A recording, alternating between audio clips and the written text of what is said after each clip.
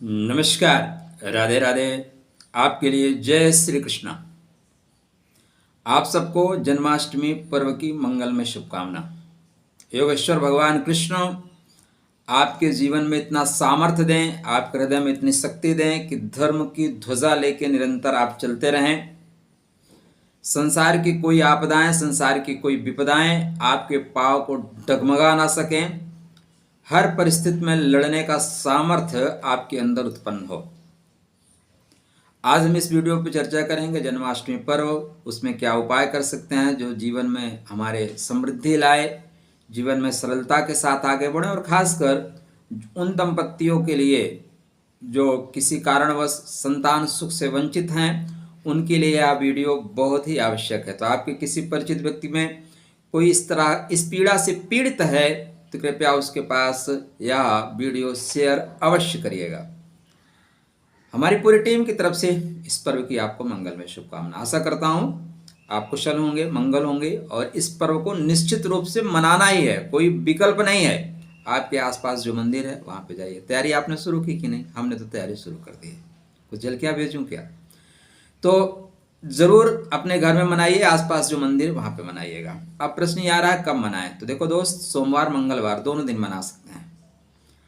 एक दिन क्या हो रहा है कि तिथि पर्याप्त मिल रही है, दूसरे दिन तिथि नहीं मिल रही है। नक्षत्र प्रथम दिन 100% मिलता है, और शास्त्रकारों के अनुसार भगवान कृष्ण का जन्म रोहिणी नक्षत्र में हुआ। शास्त्रकार ऐसे बताते हैं। तो रोहिणी का प्रभाव सोमवार को है। जब आप मंगलवार को मनाएंगे तो रोहिणी का प्रभाव नहीं रहेगा।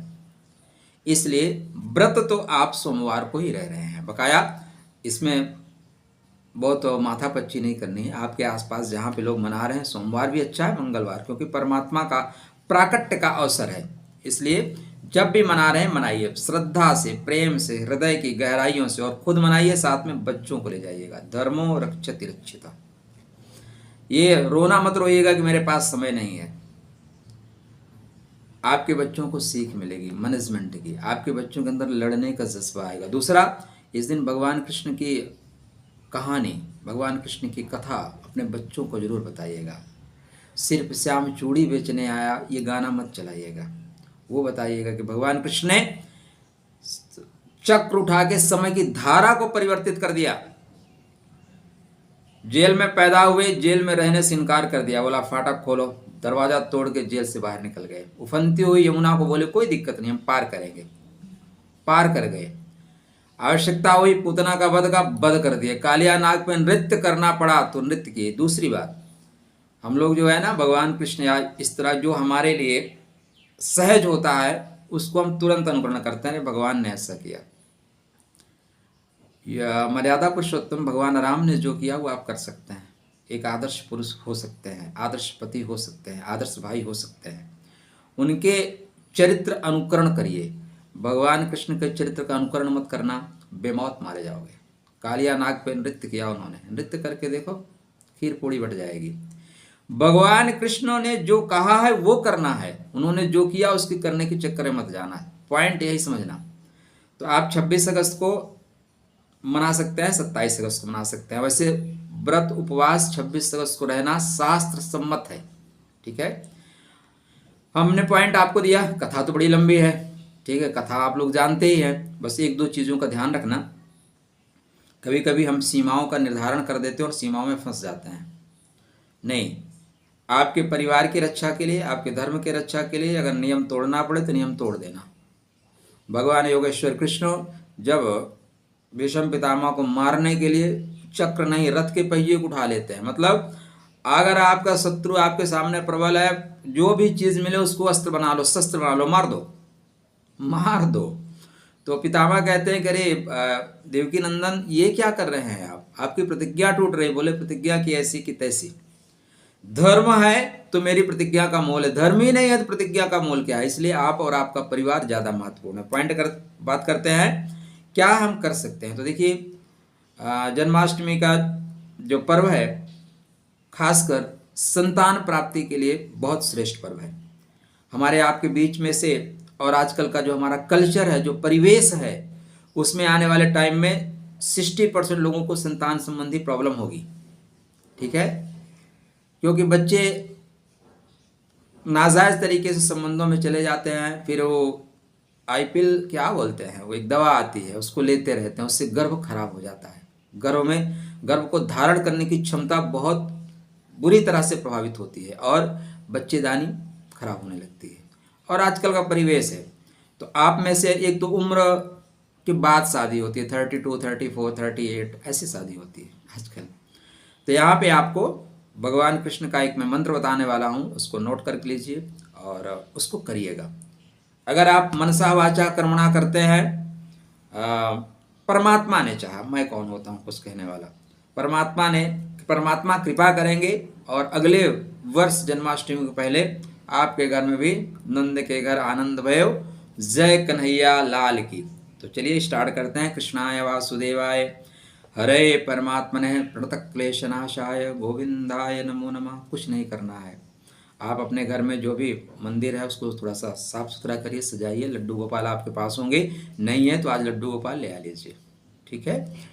और जो भी आसन वगैरह रख सकते हैं, परमात्मा के लिए आसन वगैरह रखिए। इस दिन क्या है, भगवान को स्नान कराइएगा दूध से।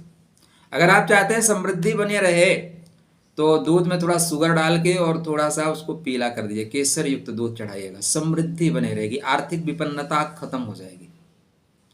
आर्थिक विपन्नता से दूर होना है तो इस उपाय को करके देखिएगा। तो भगवान कृष्ण के सामने संकल्प लीजिए, आप पति पत्नी दोनों लोग, जरूरी नहीं है। ओम विष्णुवे नमः ब्राह्मणो वैदति प्रार्थे श्री सेद्वारा कल्पे वैवस्वत मन्वन्तरे अष्टाविंशतमे कलयुगे कल्पतरुं चरणे जम्बूद्वीपे व्रतखंडे। जरूरी नहीं है संस्कृत में आप जो है संकल्प लीजिए। आप परमात्मा के चरणों में बैठिए, प्रभु हम संतान से पीड़ित हैं, आपकी कृपा से हमें संतान प्राप्त हो, ऐसा हम संकल्प लेते हैं। हम आपके अमुक मंत्र का जाप करना आज से प्रारंभ करते हैं और आपकी कृपा से हमें संतान प्राप्त होगी निश्चित रूप से। मंत्र क्या है, ओम क्लीम ओम देवकी सुत गोविंदम वासुदेव जगतपते देहि में तनयम कृष्ण तुमहम शरणम गतः क्लीम ओम। संतान गोपाल मंत्र। ओम देवकी सुत गोविंदम वासुदेव जगतपते देहि में तनयम कृष्ण त्वमहम शरणम गतः। ये संतान गोपाल है, लेकिन इसको क्या है, बीज मंत्र से बांध दीजिए, क्लीम से, दुर्गा जी का मंत्र, शक्तिशाली मंत्र, ठीक है ना। तो ये बूस्ट हो जाएगा, बहुत स्पीड पकड़ लेगा, जैसे मिसाइल में लगा दीजिए बूस्टर, धड़ाम से इतना स्पीड पकड़ता है, तो स्पीड के साथ काम करेगा। यहाँ पे मंत्र क्या है मैं आपको पुनः दोहराता हूँ, आप आराम से लिख लीजिएगा स्लो करके। ओम क्लीम ओम देवकी सुत गोविंदम वासुदेव जगतपते देहि में तनयम कृष्ण त्वमहम शरणम गतः क्लीम ओम। ओम क्लीम से स्टार्ट करना है, क्लीम ओम से बांध देना है। तो जब आपने बांध दिया तो मंत्र की शक्ति हजारों गुना बढ़ गई। इसका आप इस दिन संकल्प करके जाप करना शुरू करिए। व्रत जरूर रहिएगा, भगवान को माखन मिश्री का भोग लगाइएगा, हो सके तो थोड़ा खीर का भोग लगाइएगा। बाद में जब व्रत का आप उद्यापन कर रहे हैं, व्रत तोड़ रहे हैं, तो आप पारण कर रहे हैं, उस समय आप इसका खीर का प्रसाद लीजिएगा, ठीक है। तो ये आप कंटिन्यू करिए, आप जीवन साथी और आप दोनों। देखिए एक्चुअली इसको करना तो 1.25 लाख चाहिए दोनों लोगों को मिलके, लेकिन 1.25 लाख आप कर नहीं पाएंगे। तो आप 5-5 माला, आप 3-3 माला, 4-4 माला। देखो डॉक्टर के पास जाओगे, लंबी लंबी लाइन लगाए हुए, डॉक्टर बोलेगा ये दवा खाओ, IVF में आ जाओ, बहुत तकलीफ होगा, ठीक है। आप करना शुरू करो। हमारा कोई भी दवा मर्ज को ठीक नहीं करती, आपको पता है। हम दवा खाते हैं ना, मर्ज को ठीक नहीं करती, दबाती है। हमारे शरीर में जो स्राव होते हैं ना, वही रोगों से लड़ते हैं। तो आपकी जो पिट्यूटरी ग्रंथ है, जिसको अमृत ग्रंथि बोलते हैं, पीयूष ग्रंथि बोलते हैं, ये दोनों आंखों के मध्य भाग है ना, पीयूष ग्रंथि, यहीं पे पीयूष मतलब अमृत, अमृत वाली ग्रंथि। तो जब हम मंत्र जाप करते हैं तो अमृत ग्रंथि से स्राव होना शुरू होता है, और हमारी जो भी प्रॉब्लम्स हैं, जिस तरह के मंत्र जाप करते हैं उस तरह की परेशानियां खत्म होना शुरू होती है। तो पति पत्नी दोनों लोग इस मंत्र का जाप दूसरे दिन से 2 माला 3 माला जितना भी कर सकते हैं करिएगा। भगवान कृष्ण को प्रतिदिन माखन मिश्री का भोग लगाइएगा, और एक निश्चित संख्या होने के बाद, ठीक है, 3 महीने 4 महीने बाद एक बार खीर से हवन करा दीजिएगा। आप देखिएगा आपके घर में अगले वर्ष तक जय कन्हैया लाल की अवश्य हो जाएगा। एक तो आपके लिए महत्वपूर्ण उपाय है। दूसरा, आप आर्थिक रूप से परेशान हैं, आर्थिक समृद्धि चाहिए, तो भगवान कृष्ण को अभिषेक करिएगा और दूध से उसमें थोड़ा शुगर डाल के और केसर डाल के आपको आर्थिक रूप से समृद्धि मिलेगी। शास्त्रकार ये कहते हैं कि अगर आप बहुत परेशान हैं तो भगवान कृष्ण को इस दिन एक बांसुरी अर्पित करिए, ठीक है ना। हो सके तो चांदी की करिए, लेकिन चांदी की नहीं मिलती ना, नॉर्मल करिए। परमात्मा वस्तु नहीं देखता, परमात्मा भाव देखता है। दुर्योधन के मेवा त्याग्यो साग विदुर घर खाई, सबसे बड़ी प्रेम सगाई, है ना। तो परमात्मा स्नेह देखते हैं, परमात्मा प्रेम देखते हैं। अभी जिसकी दुकान है उन लोग कह देते हैं, या पंडित जी लोग बैठ कहते हैं चांदी की चढ़ाओ बहुत अच्छा होगा, नहीं, कोई भी बांसुरी चढ़ाओ अच्छा होगा, ठीक है। जब बांसुरी आप चढ़ा रहे हैं तो निश्चित रूप से कृष्णाय वासुदेवाय हरे परमात्मने प्रणतः क्लेशनाशाय गोविंदाय नमो नमः 108 1008 बार आप जब करिए, दुख दर्द तकलीफ खत्म होगा। शास्त्रकार कहते हैं कि आर्थिक स्थिति बनती है, टूट जाती है, अर्थव्यवस्था कहीं से नहीं बन रही है, तो भगवान कृष्ण को पान अर्पित करिएगा, पान सुपारी लौंग इलायची, ठीक है। एक सूत्र है, श्लोक है, यच्छो विकारा मतया कवीनाम घोरशाद बालक भाषणम चा योति कटाक्षम तांबूल अन्नम एते पदार्थान भवन्ति स्वर्गा, ये स्वर्ग में नहीं होते, पृथ्वी पे होते हैं, इसलिए भगवान को अर्पित करिएगा। तो बाद में दूसरे दिन वो पान के पत्ते को भगवान का मंत्र लिख के आप अपने गले में या तिजोरी में रखें, उसको फेंकिएगा नहीं। वो आपके आर्थिक तंगी से छुटकारा देने के लिए बहुत सुंदर प्रयास होगा। लड्डू गोपाल महाराज का, लड्डू गोपाल भगवान का आप शंख से अभिषेक करना शुभ मानते हैं। शंख मतलब लक्ष्मी का कारक, शंख मतलब लक्ष्मी देने वाला। तो आर्थिक स्थिति आपकी ठीक होगी, घर में संपन्नता आएगी। माखन मिश्री का भोग लगाने से जो आपके दाम्पत्य जीवन में परेशानी आ रही है वो दाम्पत्य जीवन ठीक होगी। भगवान कृष्ण को पीले कलर का, या राधा कृष्ण को, कहीं भी भगवान, हर जगह तो राधा कृष्ण मिलते हैं, तो राधा कृष्ण को आप एक पीले कलर की माला इस दिन अगर हो सके तो ले जाके जरूर पहनाइएगा। थोड़ा इत्र उत्र भी उनके पास चढ़ाइएगा, घर में समृद्धि आएगी, घर में प्रेम बढ़ेगा। क्या बढ़ेगा? प्रेम बढ़ेगा। जीवन साथी से और आप में विचारों में तालमेल नहीं है तो तालमेल बनेगा। जो नवयुवक हैं जिन्हें प्रेम विवाह करना है वो भी इस दिन का उपयोग कर सकते हैं अपने प्रेम की प्राप्ति के लिए।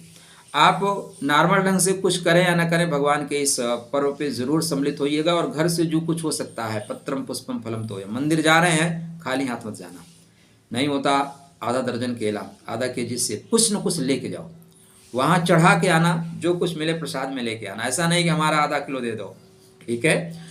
बहुत अच्छा महसूस करोगे। साथ में सब परिवार जाना। इस दिन रात में जागरण करना, कम से कम 1 बजे तक तो जगो ही।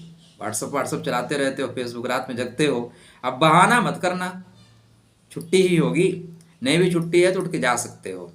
तो यह पर्व आपके जीवन को समृद्धि देने वाला, जीवन में संघर्षों से लड़ने वाला। देखो मित्र, जीवन है तो कष्ट है, जब तक जीवन है तभी तक तो संघर्ष है, जब तक जीवन है तभी तक तो बुराई है नहीं। मरने के बाद आप कैसे भी हो, आप बहुत अच्छे इंसान हैं, 4 लोग बैठेंगे यार आप कुछ भी हो, आदमी बहुत भला था।